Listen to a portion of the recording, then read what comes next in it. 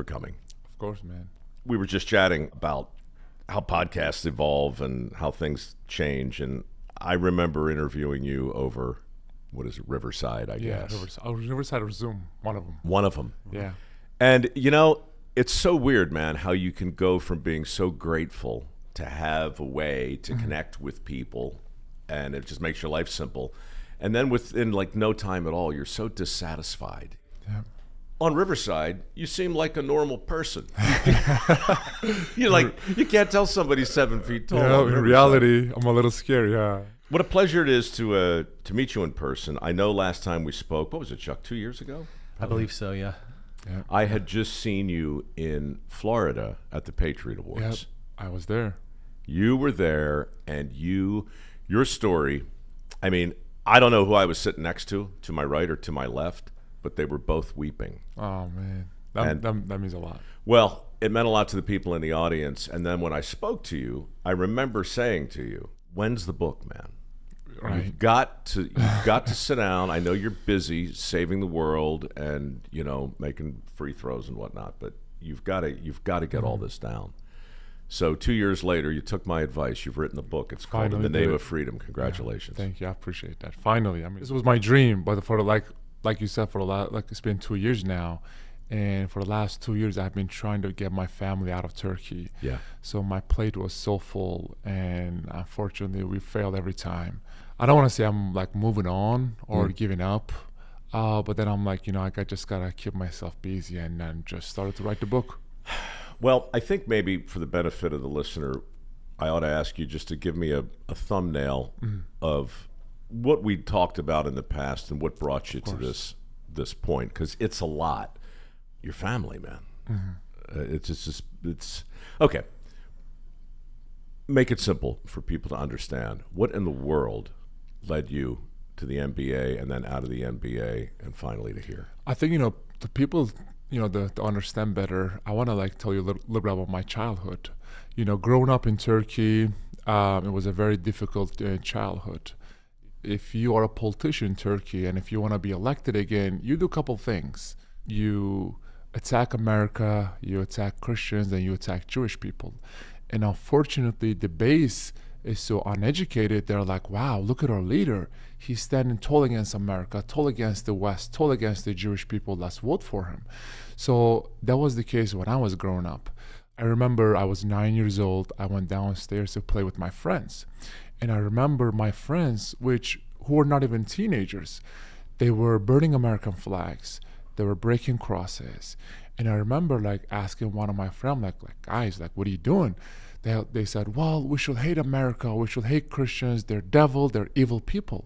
Is this in the 80s, mid-80s, 90s? I was born in 1992. So I'm talking about like Good for him. 2000. Isn't that delightful? You were born in 92. Yeah. So I'm talking about 2000s. I'm like, what are you guys doing? They said, well, we should hate America. We should hate the Christians. We should hate the West. And I remember one of my friends, which was my best friend, he gave me a flag to burn it. He gave me an American flag. He gave me a lighter, and he said, burn it. I looked down. I'm like, this is not a right thing to do. I threw the flag down. I ran upstairs to my mom. I was like, Mom, my friends are telling me to hate Americans, hate Christians, hate Jewish people. Like, what do I do? My mom said, I'm not going to tell you what to do, but do not hate anyone before you meet him. So that day, I give a promise to my mom. I promise I'm not going to hate anyone before I meet him. This doesn't happen in some areas happen in Turkey, but in the Middle East. So in schools, front of classes, you have an American flag and you have an Israeli flag. And if you don't step on those flags, you are not allowed to attend the class. You don't step on them. Yep, you have to step on them. You walk into the classroom and you literally tread on and the Israeli flag and the American flag. And if you don't, you will get bullied rest of your school year by your teachers, by your classmates. So the environment I was growing up in was that toxic. You know, finally, my dad said we have to move to West. We have to move to Istanbul. And when we moved to Istanbul, obviously things were a little better, but it was still toxic. I'm sorry, your hometown? Was what? It's a city called Van, V-A-N. It's like the very east side of Turkey. People were not really that educated compared to Istanbul or Ankara, the capital. And then when I moved to Istanbul, things got a little bit better. But then, my dad was like, this is enough. You are going to America. I even remember asking my dad, like, Dad, you really want me to go to Devil's Nest? He's like, it's amazing because he said, go ahead and see it yourself. I said, okay. What'd your dad do for a living? He was, before he got fired and before they thrown him in jail, he was like one of the biggest scientists in Turkey. And my mom was a very successful nurse. So they were very well educated compared to like other families. And I'm 17 years old. I took a chance, got on a flight. I was about to land in New York for the first time ever. And I remember like when I was flying, I saw the Statue of Liberty. I'm like, man, this is so crazy because like I've been seeing that statue in movies and now I'm like flying over it. Was your association though, I mean, growing up the way you did with that level of, deliberate, maybe indoctrination is too strong a word, but certainly an ethos. Did you associate liberty with that statue? What did liberty even mean to Nothing. you at that point? That meant nothing because like growing up, we really didn't have like much freedom or liberty. And everything was controlled by the governments, all the media outlets, newspaper. I don't want to say all of them, but like many of them was controlled by the governments. And when Erdogan took off, obviously it became the worst in probably Turkish history. But pretty much everything was controlled by the government. Was Erdogan elected in what you would think of as a democratic election? Well, in the beginning, yes. And he actually, like, when I have a conversation with people like in the Obama administration, the Biden administration, the Trump administration, they said, well, till 2012, he looked like he was gonna carry Turkey to a better and democratic country. Right. He was keep talking about the Western values and American values, and then once the corruption happened and he got caught back in 2013, everything changed. And he was caught exactly doing what? The corruption scandal. Yeah. He was stealing from people, and him and his family members were involved in it, and the police caught him. And then after that, that he was just putting innocent people in jail. And yet he was still elected? Yeah. In democratic elections after that? Yep, he was a prime minister then. Soon may the noblemen come to bring a bottle for everyone. One day when the waiting is done, we'll take a drink and go. Heck of a thing, man, what people will do. Right. So, I came to America for the first time. I was 17 years old. It was actually very crazy because it was my first high school practice. And I remember two of my teammates who were Christians, they walk up to me in a locker room and said, listen, man, we know that you're from Turkey and we know that you're Muslim. And if you want, after the practice, we would like take you to go get some halal food and take you to a mosque. I promise you, I turned around and left the locker room because I just didn't know what they were trying to do. But then I remember the promise. Don't hate him till you meet him. Exactly. So I came back. I was like, you know what? What I have to lose? Let's go. They were so respectful. They were so kind. They took me to a mosque. They even took their shoes off, right? And then we went to go get some Turkish food. It was so amazing, so delicious. That two teammates changed my whole life. They put a little question mark in my head. I started to question. For the last 17 years, I was hearing about how evil the Americans are, the Christians. Exactly. So like that two teammate put a question mark in my head. So were you Utah or Boston? In a high school, I went to California, Simi Valley. Mm-hmm. It was just an amazing experience. Stone Age prep, beautiful area. I mean, I just love California because of the weather. Yeah. It was so beautiful. So, and then after my high school year, I met a friend who was a girl. I remember one day, she called me and said, I want you to come to my house for a dinner. Would you like to come Friday? I was like, well, I'm busy Friday. Can I come Saturday? They said, no, it has to be Friday. I was like, why? They said, well, because that's our special dinner. I'm like, what are you talking about? They said, well, it's a Shabbat dinner. I said, what's a Shabbat dinner? I said, what's a Shabbat dinner? They said, well, just because of we are Jewish, as soon as I heard the word Jewish, I hang up the phone. I promise you. And I sit there for a second. I'm like, I cannot believe I just had a conversation with someone who is Jewish. Like, am I going to go to hell? I promise you.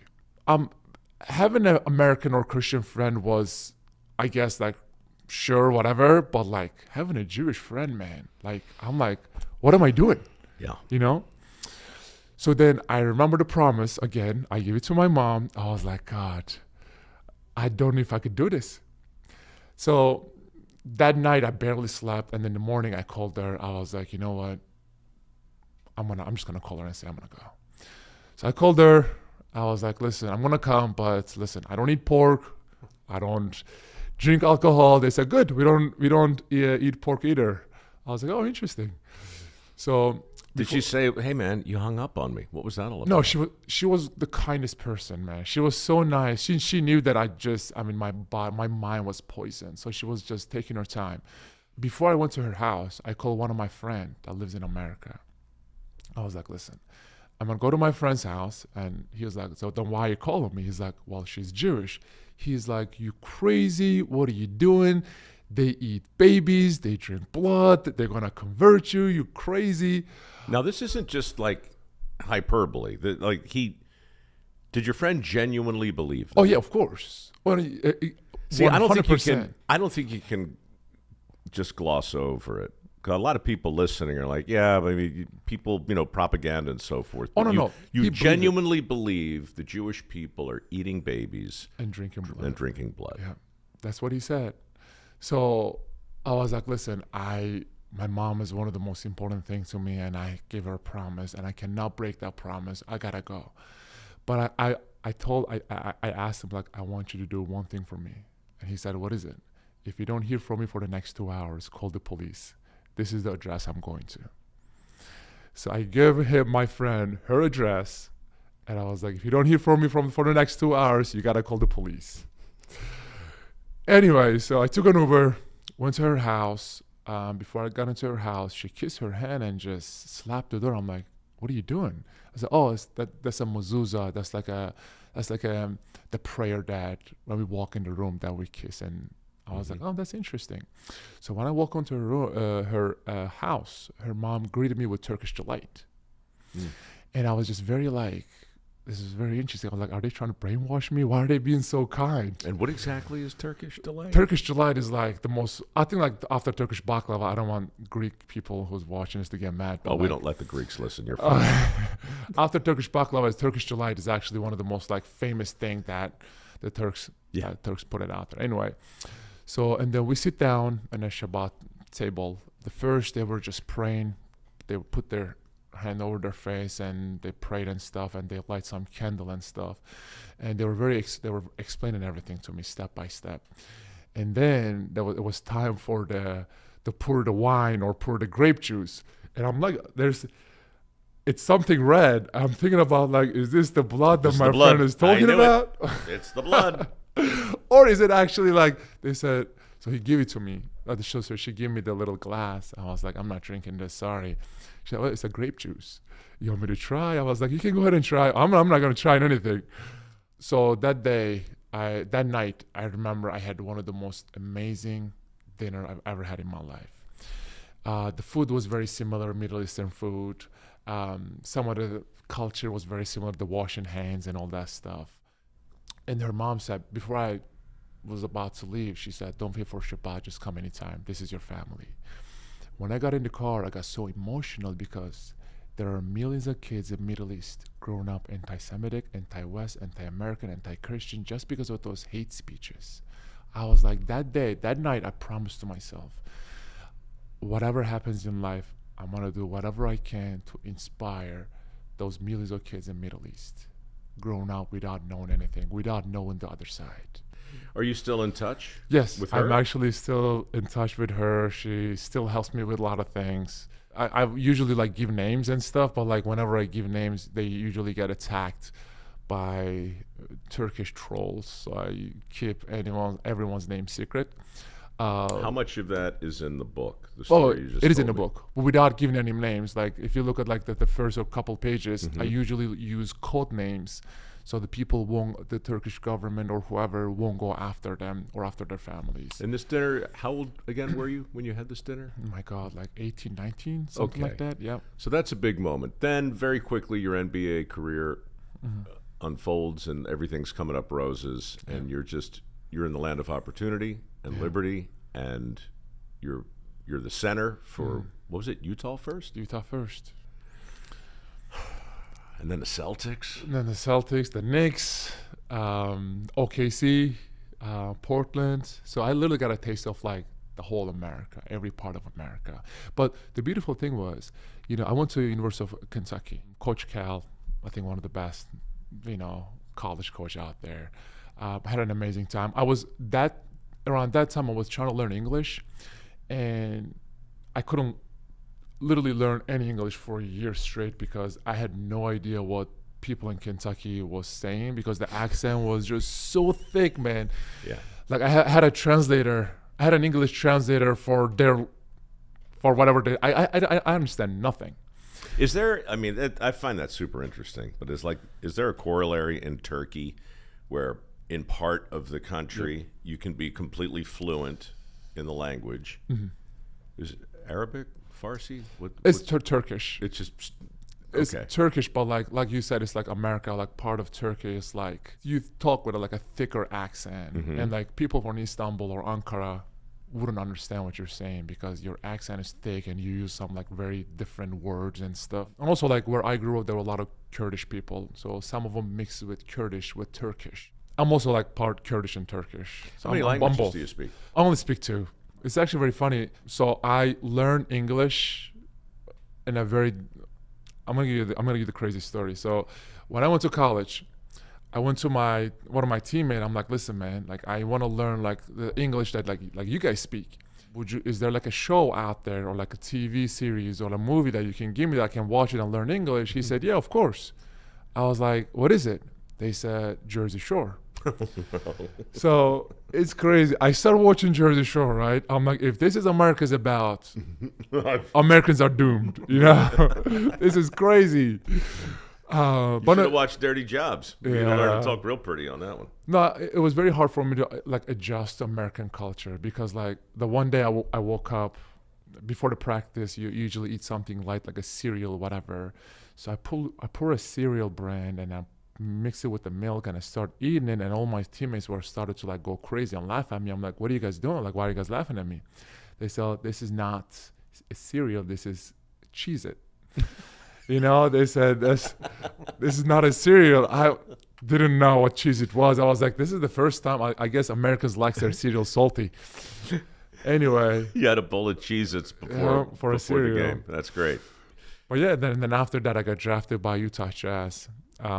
It was actually, I was very lucky because Mormons, very peaceful and kind people. They knocked my door so many times. We had so many beautiful conversations. But the reason I was very lucky because there's not much things going on in Utah.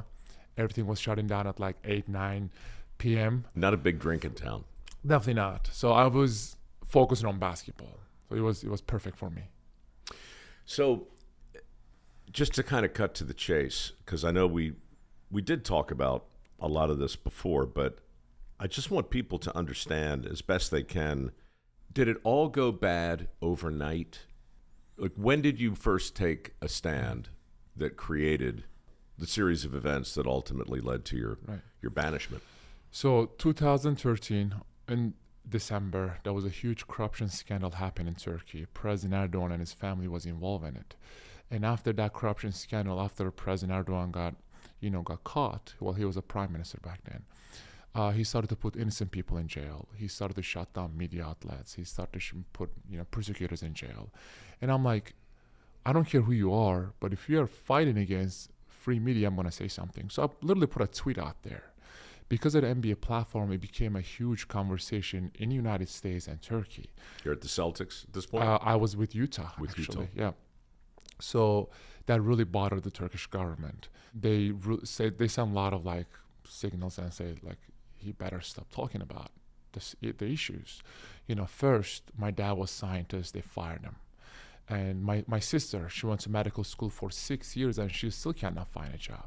And I think the saddest one was my little brother because he wanted to be like his big brother, play basketball in NBA, but because of the same last name, he was getting kicked out of every team. So my family was getting affected so much, they had to put a statement out there and said, we are disowning Enes. Oh. So the letter actually is still out there on the internet. I remember going to a practice that day. It was definitely one of the toughest days in my life. And then Turkish government didn't believe that letter. They sent. Did you? I don't have any communication with my family. So I never really had a conversation to ask.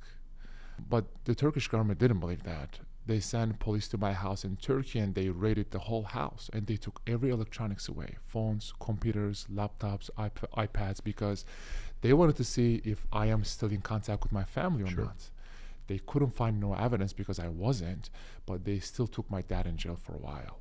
If you're someone who's not high profile, they will torture you in jails.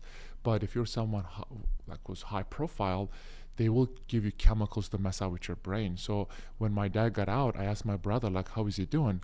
He said he watches the walls all day, and when we ask him what happened in there, he never talks about it. And then after that, things got worse. They revoked my passport. They tried to kidnap me from Romania. They arrested me in Romania. Wait, Enes, is this all because of a tweet? Yep. Well, I mean, after the tweet, I started to talk about more and more issues because it's my country. And the thing is, I'm not talking about politics. This is human rights. I was talking about the human rights violations and political prisoners. So I don't care which party you are in Turkey, you have to support what I have to say because this is not politics at all. This is pure human rights. And then after that, they revoked my passport and they put my name on Interpol list. I am now only allowed to go to 29 countries in the world. If I go any other country, then if that immediate country, extradition. Exactly. Right. They have to, because of whatever treaty they signed with Interpol, they have to send you back to Turkey. Even they said this, which would just blow my mind. So I was going to Jerusalem to organize a basketball camp between Israelis and Palestinians. So if you go from America directly to Jerusalem, the plane goes over Turkey and it's their airspace. When I had conversation with some of the ambassadors here, they said, listen, this is dangerous because usually like the Belarus government, what they did was they call up the plane and say there's a bomb in the plane. They bring the plane down, they do a little fake search and they said we can't find anything, but they arrest the guy and they said okay, keep going. So when we had a conversation with the airline company, they literally went around Turkey so I could just be safe, which I want to give a huge shout out to all the ambassadors to make this happen. I went to visit Pope back in 2022. I went to his audience, listened to his speech, beautiful speech. Literally the next day, they put a bounty on my head. The Turkish government? The Turkish government put a bounty on my head. And I had a conversation with the FBI literally the next day. They said, listen, this will trigger a lot of bad people. We cannot protect you outside of America. You have to get back to America immediately. So I took a next flight, came to America, and now everywhere I go, I have to let someone know that where I am. Even when I was playing for Portland Trailblazers, the FBI came to my apartment. You needed to check in with people exactly. Constantly. And they said, apartment, not safe, you have to move to a hotel. So I moved to a hotel room. When I was in a road game, they came to my room and they set up this thing called panic button. They said, whenever you feel uncomfortable, push that button and we'll be there in 2-3 minutes. So what's the NBA doing in the midst of all this? So actually, when the conversation obviously was not China, but was about Turkey, they respected me so much. Adam Silver many times came out and said, we support our player. Commissioner. The commissioner of the NBA. They said, the whole NBA, not only the commissioner, but my coaches, my teammates, the front office. They said, listen, keep doing what you're doing. You believe in, you standing for what you believe in, and we're praying for you. Adam Silver actually had many times came out and said, we support our player, and his interviews are out there on the internet. that meant a lot to me because, when basketball was my escape. I mean, I have not seen my family over 11 years. So every time I step on the court, it was just all about me and my teammates, just having fun. They were just like my brothers. Literally, NBA became my family. Yeah. Until I started to talk about China. Tibet? Every issue, actually, not only Tibet. It started very, very funny because I was doing a basketball camp with Hakeem Jeffries in his district. After the basketball camp, all the kids just lined up one by one, and they were just taking pictures and getting autographs. I remember there was this one parent. I was taking a picture with his kid. He literally called me out in front of everybody, and he said, "How can you call yourself a human rights activist when your Muslim brothers and sisters are getting tortured and raped every day in concentration camp in China?" Uyghurs. It's the Uyghurs. So I was just, whoa, right? And I'm still smiling for the camera for his kid. I was like, I promise I'm going to get back to you. So that day I canceled everything. I went back to my hotel. I started to research. Uyghurs, Tibetans, Hong Kongers, Taiwanese people, Mongolians, Falun Gongs, right? My plate was full for the last 10 years because I've been trying to get my family out of there. But then I'm like, listen, if I call myself an activist, I don't care what it takes. I'm not only going to talk about on behalf of Turkish people. I'm just going to go out there, despite their religion, culture, whoever they are, just going to be the voice of voiceless people. And then... You just decided I've got this career, yep. And I've got a platform, I suppose, right? Exactly. I mean, you saw what a tweet could do. Yep. What if you really lean into it? So actually this time I decided to not put a tweet out there. What I care about was, I was like, I want to inspire the next generation. So Celtics fans are going to get mad, but so I grew up as a Lakers fan. Obviously Kobe Bryant and Shaq and the championship, whatever teams. So like when I was waking up at like 3, 4 a.m. in Turkey and watching the Lakers, and the first thing I was watching was the shoes. Obviously every kid in the world just loves shoes, right? So I came up with this idea. I was like, I'm going to reach out to all these artists around the world who's been oppressed by their governments, and I'm going to ask them to put all the struggles on a shoe, and I'm going to go out there and play basketball. So I looked at the rule book. You turn your feet into a billboard. Exactly. But I looked at the rule book. There's no rule against it because back in 2020 during COVID, NBA put us in a bubble. And in that bubble, everybody was putting on their shoes, Breonna Taylor, Black Lives Matter, George Floyd, I Can't Breathe. So I'm like, there is no rule against it. If they are allowed to put I Can't Breathe on their shoes, I should be allowed to put Free the Uyghurs, Free Tibet, or whatever. Mm-hmm. So I was playing for the Celtics. You're gonna love this. I was playing for the Celtics. Our first game, it was the season opener for the Knicks. So I put the shoes on. My first shoes was the Free Tibet. I went out there, started to warm up. Literally, the game hasn't started yet. 1 minute before the game, there was 2 gentlemen from the NBA. They were walking for the Celtics. They came up to me and said, "Take your shoes off." I'm like, "Excuse me?" They said, "Your shoes has been getting so much attention internationally. The game haven't started yet. You got to take them off." It was the perfect moment for me because I was just getting ready for my citizenship test.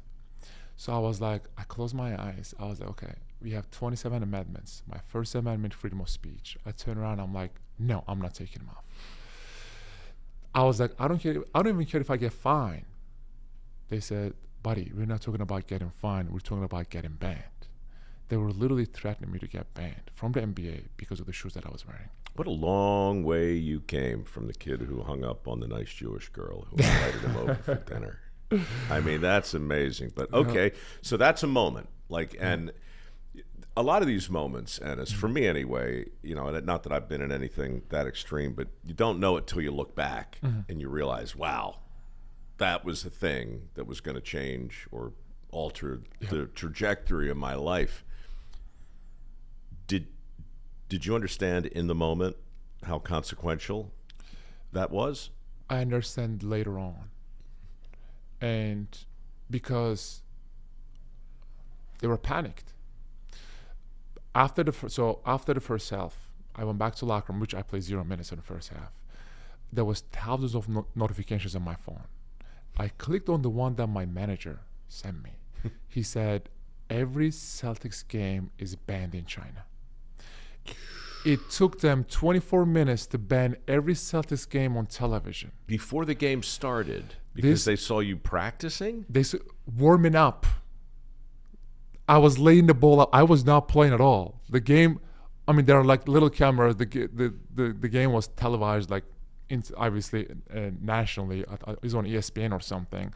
So like before the game, obviously they took like little videos of the players and stuff. So the first game, it literally took them 24 minutes. The first quarter, 12 minutes. Second quarter, 12 minutes, to ban every Celtics game on television. I was like, well, that clearly shows my point. The first half, I went back out there. I warm up a little more. And the second half, again, I played 0 minutes. The game went to overtime. I played every game, every preseason game before that. We lost the game, obviously. Obviously. Anyway, so after the game, literally, I was getting like media requests from all over the world. So I told my manager, cancel everything. I just didn't want my teammates to think I'm doing this for attention. After the game, the NBPA called me, which the Player Association. I paid thousands of dollars every month to protect my rights against the NBA. They said, you can now wear those shoes ever again. I even asked them, like, am I breaking any rules? They said, no. Like, no, you can never wear them ever again. They pressured me so much. I was like, you know what? I promise you guys, I'm not going to wear free Tibet shoes ever again. They said, promise? I said, promise. I hung up the phone. So the second game, oh no, I wore free See Uyghur where shoes. this is going, right? I know. So the second game, I didn't lie though. In the second game, I wore free Uyghur shoes. They called me after the game. They said, you liar, you lied to us. I was like, first of all, I didn't lie to you. I never said I'm not going to wear free Uyghur shoes. I just said I'm just not going to wear free Tibet shoes. The third game was the end, because we played against third or fourth game. We played against Charlotte, and who owns Charlotte? Michael Jordan. So I ordered his shoes. His most famous shoe is called Concord. I put made with slave labor. Before the game, right? I'm gonna go out there and play with us. I saw Michael Jordan on the stands, and I was just like, this is it. Like this cannot get any more fun and better than this. So I went out there with his shoes, played in front of Michael Jordan with his own shoes, and put made with slave labor. After the game, all my teammates walked up to me and said, buddy, this is your last year. Have fun. You're not going to be playing basketball ever again on an NBA court. So say goodbye to basketball. My agent called me and he said, listen, man, I work for you. I don't work for an NBA. But this is our last year. Just have fun. If you say, you already did enough damage to NBA and everyone else around you. But if you say another word, you're not going to be, playing basketball ever again. And you're 29 years old. You can play another 6 years. You're not only throwing away 6 years, you're literally throwing away between $30 to $40 million. I said, okay. I hang up the phone, never talked to him again. And February came, I played my last game. And after the game, I was against the Brooklyn Nets. Were you still wearing shoes at this point that are upsetting people? Oh, yeah, of course. I was like, if this is my last year, I'm just going to go all out. You might as well just get yourself tattooed. I played against my last game against the Brooklyn Nets. And then after the game, the next day was the trade deadline. And after the game, everybody was giving me hugs and shaking my hand and pretty much like telling me goodbye. Because they knew I was either going to get released by the Celtics or they were going to trade me to a team. And that team was going to release me. 10 minutes before the trade deadline, I got traded to Houston Rockets, which is known by the China's team because of Yao Ming. And then Houston Rockets literally released me in 3 minutes. And 3 weeks after they released me, they put the games back on the Chinese television. Yeah. Did you ever get a sense of what kind of money was at stake? Chinese rights, broadcast? Obviously the NBA made a financial decision, but to what degree? So more people watch NBA games in China than American population last year. So think about the shoe sales, the jersey sales, Tencent. Think about all the TV deals. Tencent is the big company that's sort of like Facebook on steroids. Exactly. Every NBA player, I don't want to say every, but like most of the NBA player, whenever their season over, what do? You got to relax, right? You go to a vacation with your family, you hang out, you just chill. Before even they go to their vacation, they go to China to organize a basketball camp. I even remember I played in some teams. I don't want to call out some names right now, but like right after the All-Star break, so I'm talking about like March. Season was about to end like April if you don't make the playoffs. They were planning their China trip. Mm-hmm. They said, well, I want to go here. I'm going to go do this because I got a lot of business. I got like a lot of money. And I'm just very shocked. I'm like, wow, this is crazy.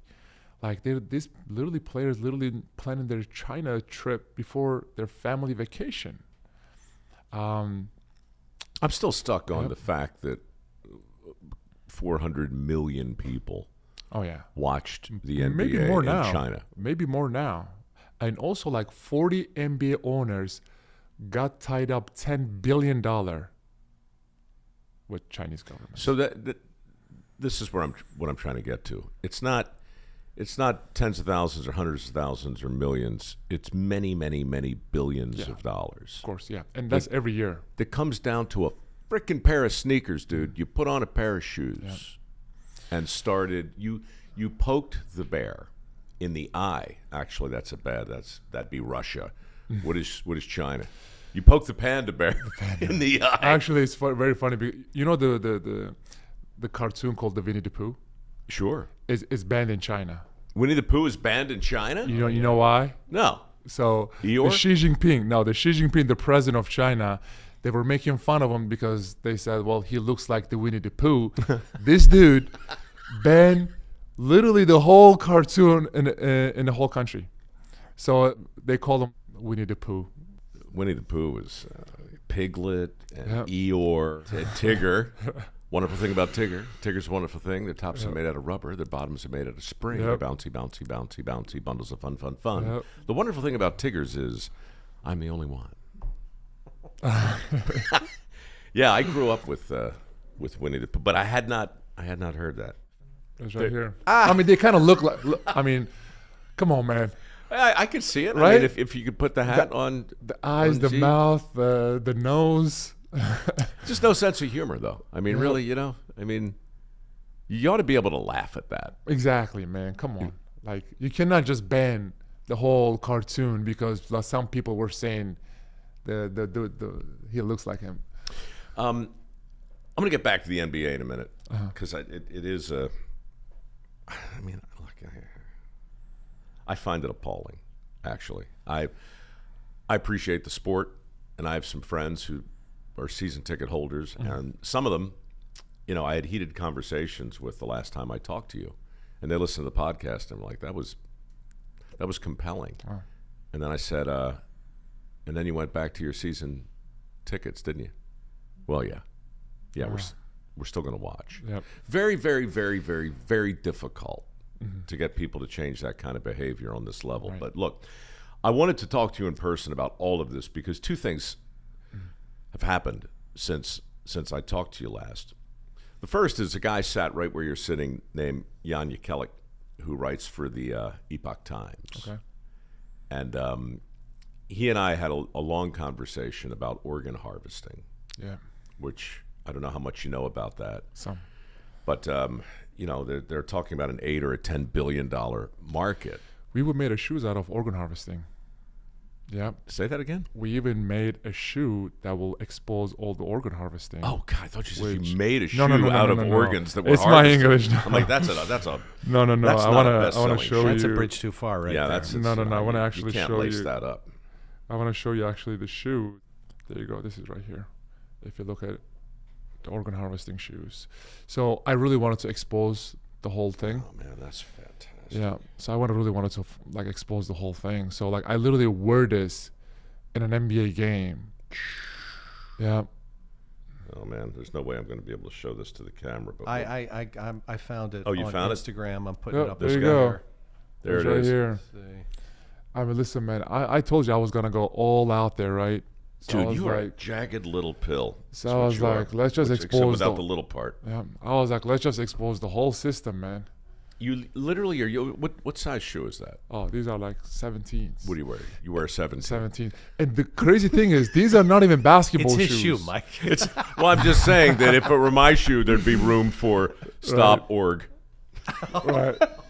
He's got room. Like it really Yeah. is a billboard. You're like a NASCAR. So these are not Driver. even basketball shoes. These are like, Converse, like some type of like, these are like walking shoes out there. And I was like so afraid that I'm going to wear those shoes and roll my ankle in them. So these are not like true basketball shoes. Like you walk with those shoes out there. I'd wear those. Yeah. So this is Can I get a pair of those? Of course, yeah. Like, where do I go? Where do I order a pair of those? So we had to make one, but Custom? I'm going to need two, I'll try to- actually. yeah. Otherwise, I'm limping around with my I right got foot with an The important other- message and a hush puppy on my other one. The other one was about if you can pull it up. The other one was about the surveillance cameras. Oh. It was about how Chinese government use surveillance cameras to just track people. Well, that's important to me too. But it's also interesting that it was a camera and a shoe combined that really brought you Yeah. to where you are. Yeah. I mean, it's attention being paid and people reacting as they react. You just forced people to. You put them in a really inconvenient spot. I mean, it's billions and billions of dollars, and I'll just say it, man. I mean, how else can you spin this? The NBA made a financial decision that had absolutely nothing to do with principle. I was having this like hearing in DC, and I like all these congressmen and people are asking me like a lot of like tough questions. Both sides, Democrats and Republicans. Like I asked them, like at the end of our hearing, I asked them one simple question. I was like, listen, how can a dictatorship can control 100% American-made organization like NBA and fire a U.S. citizen? They all looked at each other and they said, we have no answer. And then they looked at their shoes because that's what people do Yeah. when they don't know where else to look. I mean, listen, till this day, I don't talk about politics. I can proudly say that, like, listen, if human rights is above politics. I don't care which side you vote for, whoever party you cheer for, or whoever congressman or senator you support. Like, you have to care about human rights, And I'm so happy that my message never changed. No one can spin my message and say, well, he's doing this because of that. No, I really care about people, man, because I think that the one thing that our world is missing is empathy. While we are comfortably living in this country and playing basketball, making millions and eating the most delicious food and sleeping in the most warmest bed, on the other side of the world, people are losing their loved ones, losing their lives, and losing their homes. That's why, I would just wish that more athletes, because they play a very important role in our society. I wish more athletes stand up for what they believe in. Well, in their defense, Ennis, it's only the hardest thing in the world. It's only the hardest thing in the world. And the fact that, I know it must have been difficult for you, but I don't know how else to say it. It's just overwhelming for people to do that. Look, it's one thing to say a thing. It's another thing to say it and then say, I mean it. In fact, I'll raise my hand and take an oath. In fact, I'll make a pledge to God and my family. But then you really turn the screws, and then you start to see where the courage of the convictions is. And what did you sacrifice? A career? Check. Millions of dollars personally? Check. Your family? Yeah. Check. Your friends? Check. Yeah. So what else can they take?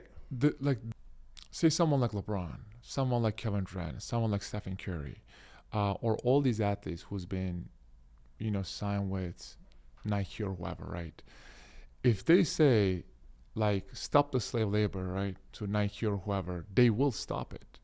Because if all these players gets together and actually started to become a movement, my voice is only one, right? But think about if Kevin Durant, Stephen Curry, or LeBron James, or these people started to join. I don't want to say I want to educate them because they already know the conversations that are happening. They already know that their shoes being made by slave kids back in China. It all matters to like if they're gonna stand for what they believe in. And you know, many of them came out and said, you know, we are more than athletes. But then you pick and choose. Do you have security? I mean, I am in touch with FBI, but when I go outside of America, No, I mean, like you showed up here by yourself. Would you drive yourself here? oh no, downstairs I have people. You have somebody downstairs. Yeah, Okay. I have people downstairs. Yeah. Look, man, I'm trying to do two things now. Just as a human being who's been walking around for 60 some years, I'm trying to put myself in your place, and I'm trying to put myself in LeBron James's place, and I'm trying to put myself in Stephen Curry's place. And what you just did, you literally just called them out right here. You literally are just saying that if you could take half a dozen of the creme de la creme NBA players and come together, literally sit down right here, cameras anywhere, and just say, we're sitting here united with one goal, to make this stop. Yeah. And we're not going to play until you stop it. And we've, you know, so, I mean, you put it out there, I'm articulating it, and I'm just really wondering at what point do one of those, like, what would it take? If you could pick one of them to stand right next to you and say everything that you've just said, who would it be? I mean, I think like someone like LeBron, right? I mean, he is the face of the league, and he was the one person that during like 2020, when all the protests were happening, I mean, like he was the one, like I guess like the biggest name in sports that came out and said, okay, this is wrong, this is right, this is that, this is this, right? So every player pretty much like in NBA looks up to him, and like he just signed a $1 billion contract with Nike. It's a lifetime contract, by the way. So like, what else do you want? You know what I mean? You are LeBron James. Like, what else do you want? And you have a chance to become like, maybe, I'm not saying as big as Muhammad Ali, but like, you know, Bigger. maybe. So think it just with yeah. with the media now, with the social media and everything, like you could get bigger, but now like half of the country thinks you are a hypocrite because you are standing things that are happening in America because you know that is not going to affect your pocket. But Ennis, he's not looking at half the country, not that half. He's looking at the half that show up at every game, no matter what, who applaud. He's looking at what he wants to see. Right? It's like, there's the elephant. I'm going to focus on the tusk. Yeah. Never mind all the rest of it. So, but I get your point. Yeah. So obviously he's not the only name. I'm just calling him out because I mean he is the face of the league still at the age of like 40, 41. So I just hope that like I'm just saying like put yourself in their shoes, put your kids in their shoes. If your mother, if your sister, if your daughter was on those concentration camps, getting tortured every day, would you still pick money and business over your morals, values, and principles? Empathy, man. Empathy, you know? Yeah. Well, empathy follows awareness. Right. Typically. Not always, but, you know, the ostrich syndrome is the thing. The most compelling anti-war movie I've ever seen is called Come and See. Okay. Didn't watch it. I almost can't recommend it because it'll stick with you in a way that you probably don't. But then again, here I am mentioning it. It just, the point is, I just took a tour of Dachau.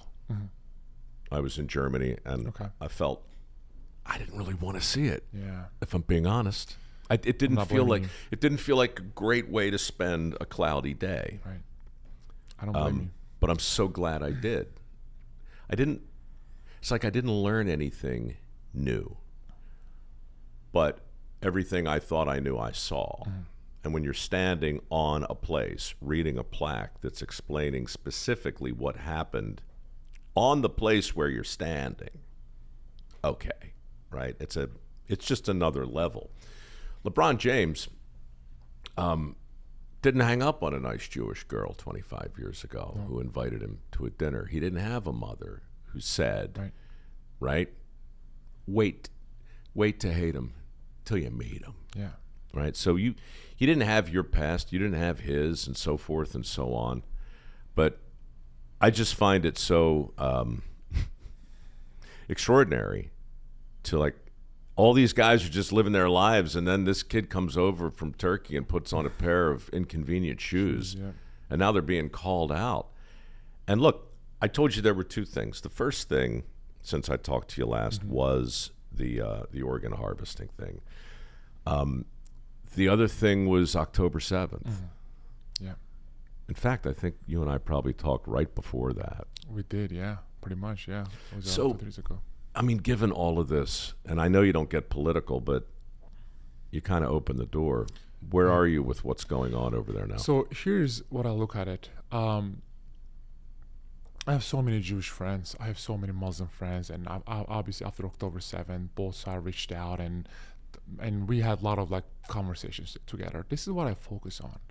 You know, the innocent people. Obviously, as a Muslim, of course, I support my Palestinian brothers and sisters. But at the same time, there are thousands of innocent people, kids, whatever, civilians, mothers, fathers are being killed on the Israeli side as well, you know? And when I say this, people go crazy. It's like, no, you have to pick a side. like I don't get into politics. People behind the table are the one that giving the orders, but the innocent people on the streets are the one that gets hurt. So what happened on October 7th was one of the most disgusting things that happened. And after that, I started to research, but this is what I found out actually. So our Prophet Muhammad, peace be upon him, had war rules. Like when we go to war, he said we have rules. And I looked at those rules, right? He said when we go to war, we are not allowed to kill babies. We're not allowed to kill women. We are not allowed to kill elderly. We're not even allowed to kill animals or cut down trees. We're not, if someone is running, you cannot go after him and kill him. Or we're not allowed to knock down the holy areas like mosques or synagogues or temples or church. We're not allowed to kill a priest or a rabbi. So if any group or if anyone goes against what our Prophet said, he does not represent true Islam. So what Hamas did that day does not represent true Islam. I just want to get it out there. And you know what? All the rules and everything out there is actually on the internet. So you can actually go and look at it. There's some rules on the other side too, right? The Ten Commandments. Everybody's got a playbook, but even the NBA, there's a playbook for you. So that's why I'm like, yeah, exactly. So that's why I'm like, I try to focus on the kids and the innocent people. Like we just talked about it. When I went to Jerusalem, when I brought the Israeli kids and Palestinian kids together, right? I remember like the first day, the Palestinians were staying in one half court and the Israeli was on another court. Forget about passing a ball to each other. They were not even like shaking hands or they were not even looking at each other. And I like started to put them in the same team. They were not passing the balls, whatever. And then after a while, because those are just kids, after a while, they started to like talk, have conversations. And I remember like when I put myself in the same team with a Jewish kid and a Palestinian girl, I got a rebound. I passed the ball to this Jewish kid. He crossed someone over. He passed the ball to this Palestinian girl, and she scored a ball. While she was coming back, they high-fived each other. I'm like, this is the most beautiful thing I've ever seen in my life. Like, this is what we need, And then after 2 weeks, they started to hug each other. They started to exchange numbers. They started to like follow each other on Instagram. I'm like, this is what we need the most in life, man, because everybody has their right and wrong. You ask the Palestinian side, they have rights, and you ask the Israeli side, they have rights, whatever. But like as an activist and as a Muslim activist, of course I care about my Palestinian brothers and sisters, and what's happened over there is terrible as well. But at the same time, man, I have to care about those innocent people on the Israeli side too. It's really the most beautiful thing about sport. The idea that, when people who don't agree on much come together to high five a great no-look pass followed. I mean, it's like that's That's a great thing. It's a small thing, right? It's a high five. Right? That's it. That's all I needed, man. But a shoe is a small thing too. Yeah. Maybe there are no small things, as I say to a 7 foot. How tall are you exactly? With shoes on, I'm close to 7 foot. I say 7 foot is easier to say. Who do you admire? Who do you admire in the wide world of sports more than anyone, and why? I mean, I will pick, I think, Muhammad Ali, because what he did, not only on the ring but off the ring, was just... You realize how despised he was. Yeah. At one point, yeah. 69, 70, 71. And and then he became a legend after that. You ask anyone now that what he did on and off the ring was just unbelievable. How do you sum up that? Was it sacrifice? Was it standing for a thing? Was it being unpopular, willing to be hated? I think the sacrifice, not only talking about money, or I'm not only talking about like career-wise, because everybody can go out there and speak up things that are most matter to themselves. But once the money or the family or the career gets involved, many people says like, okay, that's where I just draw the line and say enough. But I respect people who goes beyond and actually make some sacrifices for what they believe in. It's all about hypocrisy, I'll give you the best example. Colin Kaepernick was my really good friend. When I was having all this, fights against, the Turkish government, me and him sit down and had a lot of conversations about like, what can I do to fight harder? Did you know each other prior to that, or did he reach out? We were messaging on. He followed me on Twitter. I followed him back, and we're just messaging. And finally, we met in New York. He was giving me a lot of ideas about how I should fight and bring even more awareness. The day I started to criticize Nike, I never heard from him ever again. So that shattered my heart, because this guy used to send his, like, once a month he used to send me gifts. I still have his jerseys in my house. You can pull it up too. I mean, it's on Google. Like, if you put Enes Kanter, Colin Kaepernick, our picture will come up. But I just thought that he will stand with me, and I'm like, well, I finally have a friend who made pretty much like a similar sacrifice. And the day I started to criticize Nike, I never heard from him ever again. I tried to text him a couple times. I sent him a message on social media, but that was it. This is sort of interesting. I'm going to send you a link to a story I wrote that was actually inspired by him. Mm-hmm. And it's called Something to Stand For. In fact, it was turned into a movie. And I was struck. God, when was it? When did all the kneeling start? Mm-hmm. 2000, I guess, like, I'm trying to think actually, 19, 20, maybe like 17, 18 maybe even? I think so. Yeah. I think so. Because I was so torn, and I like to give everybody the benefit of the doubt, but it was such a strange thing to see, never mind Colin, but a stadium full of people so confused over whether to stand and sing or kneel and pray, and just everybody doing different things in an attempt to somehow express themselves, which is really not so different than writing some words on a shoe. Right? Yeah. It's like, this is who this is the human condition. Yeah. We feel something and we want to share it, and we want the camera at us so more people can see it and whatever. But I think that it's the great struggle of our time. What will you stand for, and why will you do it? And when the going gets tough, will you stick or not? That's the important part. Look, man, I mean, this isn't even comparable. It happens to me in 1,000 different ways all of the time. But it's okay. Once you say a thing, if I say, look, you know what I really want? I want the sponsors on this podcast to all make their products in America. That's what I want. Yeah. And I do. But how much do I want it? because there are a couple of sponsors here that make a terrific product, but it's not made in this country. Now, what do I do with that? How do I think about that? Where do I draw the line? It's real easy for people to look at me and go, oh, well, you're bringing, oh, I guess you sold out, didn't you? Yeah. Well, maybe I did. Maybe I didn't. Maybe my line is just drawn a little differently. I'm not making excuses. I'm just saying that you mentioned the word hypocrisy. Everybody is looking for the inconsistency in their hero, the fault in the star. And because we love to bring guys like LeBron down. We love that. We like to build them up. We like to bring them down. Yeah. You're weird and super interesting because I don't know anybody who's sacrificed so much.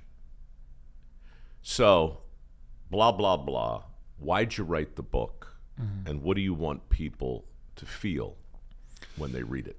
I wanted to give something to the world because all these threats, all this thing, I wanted to, it was actually on internet. There was so much threats at one point. I wanted to do a life insurance. I called the company and said, listen, you have a very high percent chance of getting killed. We cannot give you a full coverage. We can only give you a half coverage. So I literally have 2 different coverages now, half and half, because they didn't want to give me the full coverage because they said, well, I have a high percent chance of getting killed. When I had a conversation with the State Department, some people from the State Department, they told me not to give their name. We sit down and had the craziest meeting. They told me that which government can use which tactics to get me or bring me down. It was literally like when I walked into the room, there was like all the countries lined up one by one. They said, China, they said, you are 30 whatever years old, you're single.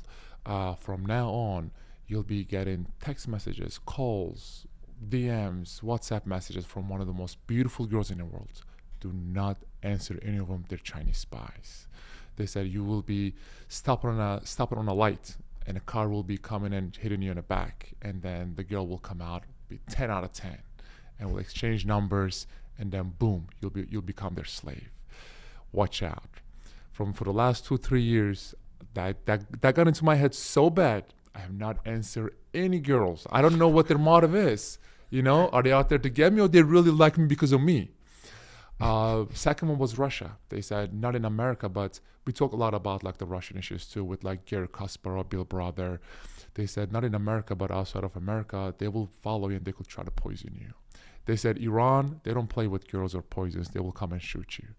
North Korea, they said they will try to hack you. Turkey, they will try to kidnap you. So all these threats were happening, right? And I had so many other conversations with FBI, and they were just giving me so many different like threats that I've been receiving from many different ways. But if ever something happened to me, I wanted to just give something to the world. This book, why I did it. Literally, this is like why I did it, why I sacrificed my family, which people calls me crazy. They said, dude, shut up. You have not seen your family for 11 years. Just shut your mouth and just, so they'll be okay, you know? Or just make 30-40 million more dollars and live the best life, or just play basketball, play another 5-6 years. You're still young, you're 29, 30 years old. This book talks about why I did it, why I sacrificed my family, my career, tens of millions of dollars, and give everything I had. Regrets? No regrets. The only thing that I just wish I played a little longer, because when I changed my last name to Freedom, I became a citizen. I changed my last name to Freedom. I wanted to make that word part of me, carried everywhere I go. So I was putting that word behind my jersey, and every arena I go to, I remember all the kids were chanting freedom. You know, in America, you can take your freedom for granted, like my teammates. I remember when we had this conversation with my teammates, they were destroying America. They're like, oh my God, America is terrible and horrible. I remember I walk in the locker room, I'm like, guys, listen, our season is about to be over. And whenever our season over, let's go to like some of the countries out there like Iran, China, Russia, Turkey, North Korea. And you guys will see like the real dictatorships. Like they have no idea. So that's why I wish I played a little longer. So because I wanted all the kids, all the young generation out there to learn about the true meaning of freedom. What would you do if some team invited you to play again? I'm still healthy. I'm still 33 years old, young. I can still, get a double, I believe, and now like the league is getting softer and softer every day, man. All the big men just wanted to pick and pop and shoot the ball. No one wants to do the dirty work. No one cares about rebounds or whatever, back to basket plays. But I will definitely discuss with my people. But what I care about is just not the money, not the fame, or not anything to inspire the next generation. So if playing basketball is the reason that I can inspire the next generation, sure, I'll play. But if not, then the NBA hurt me so much with their hypocrisy. I don't even ever want to watch an NBA game. Your family? Do you think you'll see them again? When I got my green card, I was doing this big show, and this lady said, you don't have to wait 5 years. If you're married with an American woman, it's only 3 years. And I'm like, oh, I didn't know that. The next day, I got so much DM from all over the country. I bet you did. All over the country, right? Obviously, I waited. But so many Americans now invited me to their home for Christmas, for Thanksgiving, for Shabbat dinners. I remember I used to, wake up every morning and I used to pray to God. And I was like, God, please let me see my family one more time.